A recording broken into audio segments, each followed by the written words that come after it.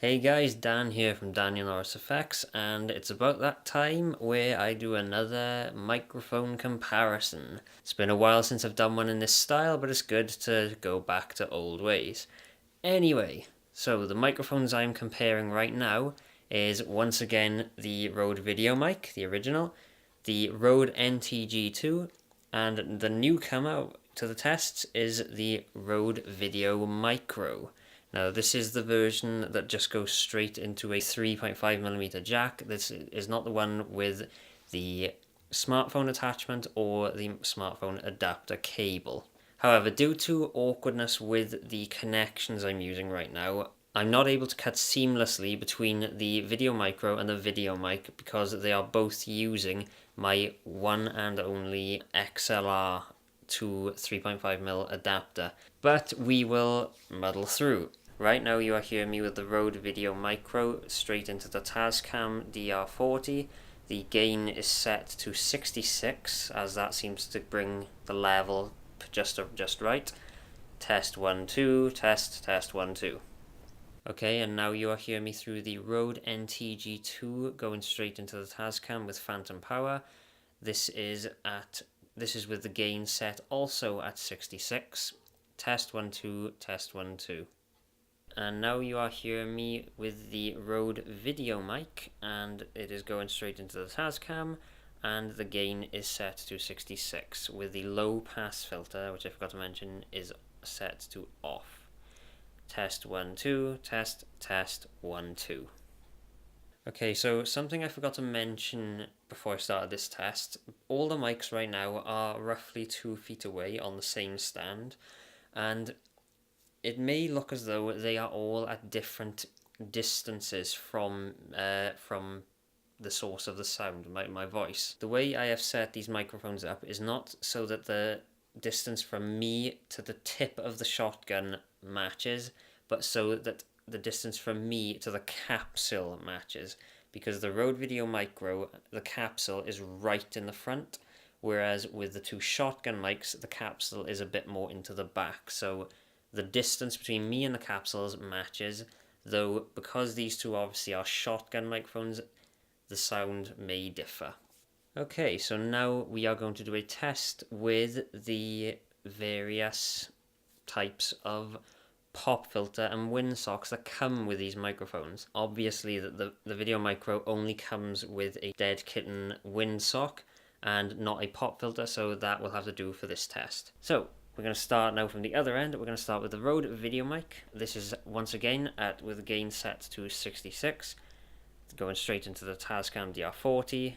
Test 1 2, test 1 2. And next we're going to go with the NTG-2 with the pop filter on and the low pass filter off, because I forgot to mention it earlier.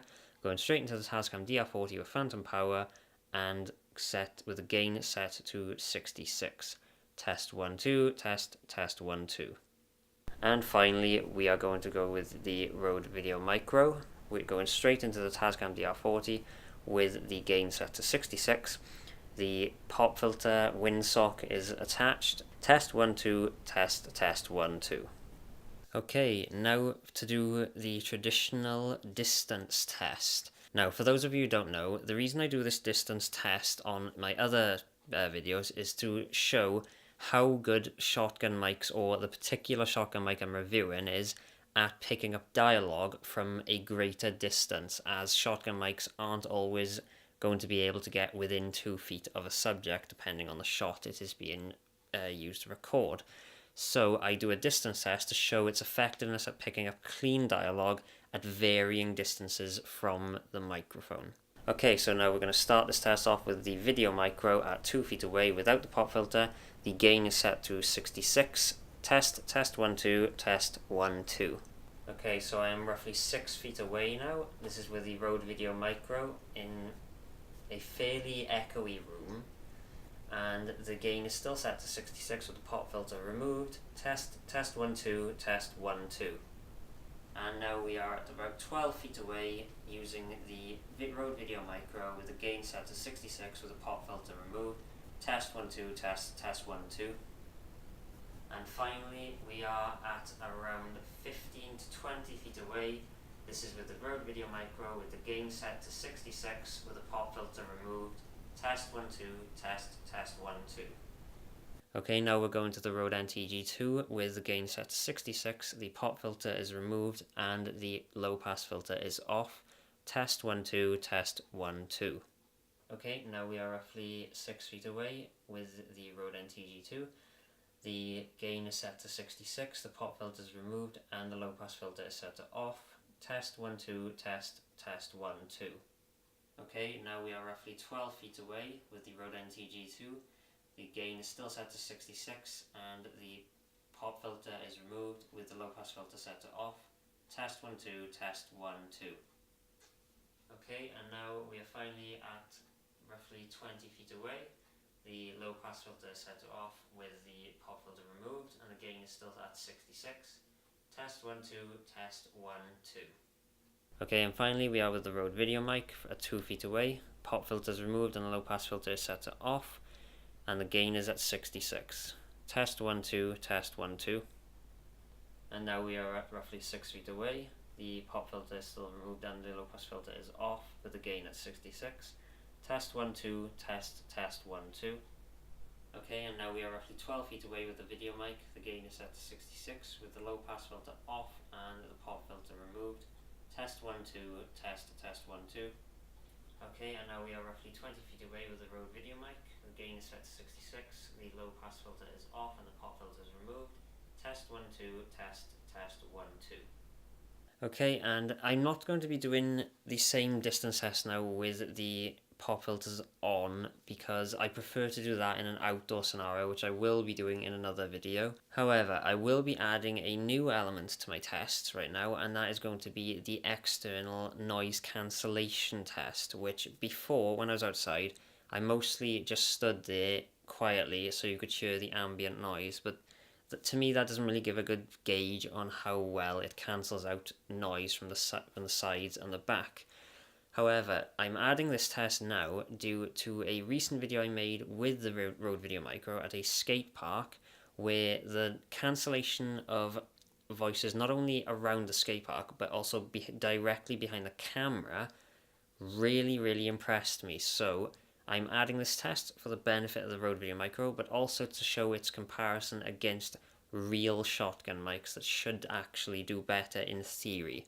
Okay, so we're going to start this off with the Rode VideoMicro. This is from the front of the microphone with the low pass filter turned off and the gain set to 66. Test 1, 2, test 1, 2. Okay, and now I am directly to the right of the Rode VideoMic and the low pass filter is still set to off and the gain is set to 66. Test 1, 2, test 1, 2. Okay, and now I am directly behind the Rode VideoMic with the low pass filter off and the gain set to 66. Test 1, 2, test 1, 2. Okay, and now we are going with the Rode NTG-2 from the front. The low pass filter is off and the gain is set to 66. Test 1, 2, test 1, 2. Okay, and now I am directly right of the Rode NTG-2 with the low pass filter turned off and the gain set to 66. Test 1, 2, test 1, 2. Okay, and now I'm directly behind the Rode NTG-2 with the low pass filter set to off and the gain set to 66. Test 1, 2, test 1, 2. Okay, now we are from the front with the Rode VideoMicro with the gain set to 66. Test 1, 2, test 1, 2. Okay, and now I am directly to the left of the Rode VideoMicro with the gain set to 66. Test 1, 2, test 1, 2. Okay, and now I'm directly behind the Rode VideoMicro with the gain set to 66. Test 1, 2, test 1, 2. Okay, and finally we are going to end this now with a noise floor test where I am going to completely say nothing for about 10 seconds for each microphone, and I will indicate as to which one is being shown.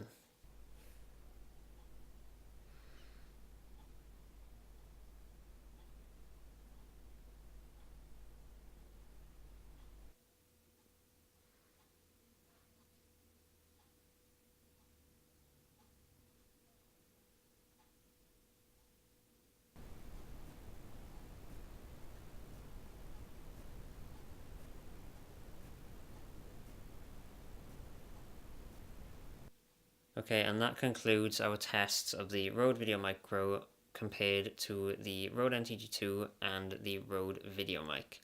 My reasons for doing this test is because the Rode VideoMic has always been the go-to microphone for any first starting out beginner filmmaker, and the Rode NTG-2 has always been a staple for any independent filmmakers who want to add a bit more professionalism to their sound quality. Anyway, I hope you enjoyed this test. I really enjoyed making it. It's a very simple video for me to make, and it feels very good to go back to this sort of format.